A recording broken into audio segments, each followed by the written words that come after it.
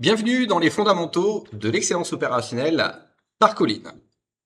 Dans beaucoup d'organisations, on travaille sans rythme clair. Certains moments sont trop chargés, d'autres sont plus calmes, et les urgences s'accumulent. Résultat, stress, retard, désorganisation. Et si le problème n'était pas la charge, mais le rythme? Le takt time permet de répondre à une question simple. À quelle vitesse doit-on travailler pour répondre aux besoins du client? Commençons par la définition simple du takt time. Le takt time, c'est le rythme nécessaire pour répondre à la demande du client. Concrètement, combien de temps on a pour produire une unité, que ce soit un dossier, un appel ou une pièce. C'est un repère, pas une contrainte, c'est un guide pour s'organiser. Le takt time met en relation deux choses, le temps disponible et la demande client. Exemple, comme affiché à l'écran, 8 heures de travail est égal 480 minutes de temps disponible. Et il y a 120 demandes à traiter. Le takt time se calcule de cette manière. On fait le temps disponible divisé par la demande client. Dans l'exemple, 480 minutes divisé par 120 dossiers. Ce qui nous fait un total de 4 minutes par dossier. Donc c'est-à-dire qu'en fait, on doit traiter une demande toutes les 4 minutes. Et là, on peut comparer. Si on met 6 minutes, on est en retard. Si on met 3 minutes, on est en avance.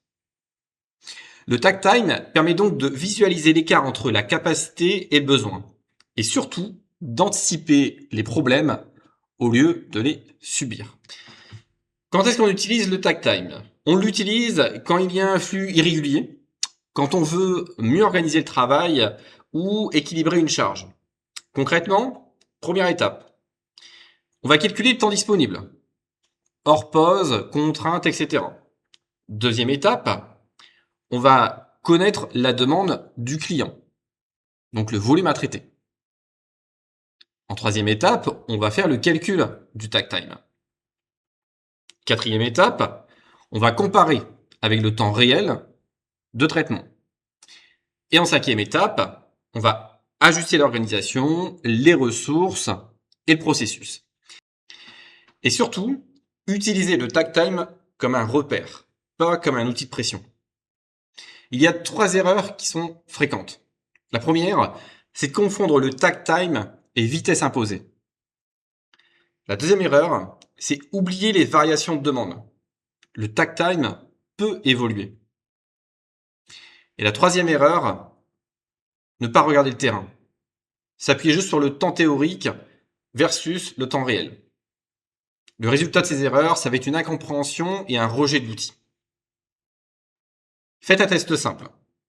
Dans votre activité, combien de demandes traitez-vous par jour? Et combien de temps avez-vous réellement de disponible pour traiter ces demandes? Maintenant, faites le calcul pour avoir votre rythme moyen. Et comparez avec la réalité du terrain. Vous verrez rapidement s'il y a un écart et où il se situe. Prenons 3 exemples. Premier exemple, dans le domaine de l'office. Un service traite 60 dossiers par jour avec 6 heures disponibles. 6 heures égale 360 minutes. Le takt time, donc 360 minutes, divisé par 60 dossiers à traiter. Ce qui nous fait 6 minutes par dossier. Sur le terrain, certains dossiers prennent 10 minutes, d'autres 3 minutes. Et il y a beaucoup d'attentes entre les étapes. Le résultat, un déséquilibre et des retards sur les dossiers. Le takt time va permettre de voir où ça dépasse, où ça compense et où il faut ajuster. Un autre exemple, dans le domaine du service, dans un centre d'appel. Un centre d'appel reçoit en moyenne 240 appels par jour. Et il a 8 heures disponibles, ce qui nous fait 480 minutes. On fait le takt time, 480 minutes divisé par 240 appels, ce qui fait un takt time de 2 minutes par appel.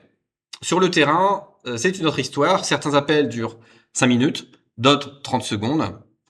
et il y a un pic le matin. Résultat, attente client et des pics d'activité avec de la surcharge ponctuelle. Le takt time va permettre d'adapter les ressources et de lisser l'activité tout au long de la journée. Troisième exemple, dans le domaine industriel.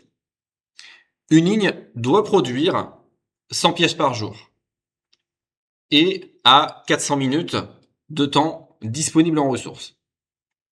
Vous connaissez bien le calcul, 400 minutes divisé par les 100 pièces, et ce qui nous fait 4 minutes par pièce. Sur le terrain, c'est autre chose. Un poste met 6 minutes et un autre met 2 minutes. Résultat, on va se retrouver avec des goulots d'étranglement, une accumulation et des blocages. Le takt time, justement, va permettre d'équilibrer les postes et de fluidifier la production. La posture à adopter pour utiliser l'outil du takt time. La première chose, ça va être de voir le rythme comme un repère, pas comme une contrainte. Ensuite, d'accepter les écarts pour mieux les comprendre. Un point important qu'on retrouve dans tous les outils de l'excellence opérationnelle, ça va être de travailler avec les équipes qui sont en production pour ajuster la réalité. Et la quatrième posture importante, c'est de rester pragmatique et adapter le modèle à votre service. Et surtout, utilisez le takt time pour aider à mieux travailler. Encore une fois, pas pour mettre la pression. Si la vidéo vous a plu ou vous fait réagir, n'hésitez pas à commenter, liker, partager et vous abonner. Et si vous souhaitez échanger avec nous, tous les liens sont en description.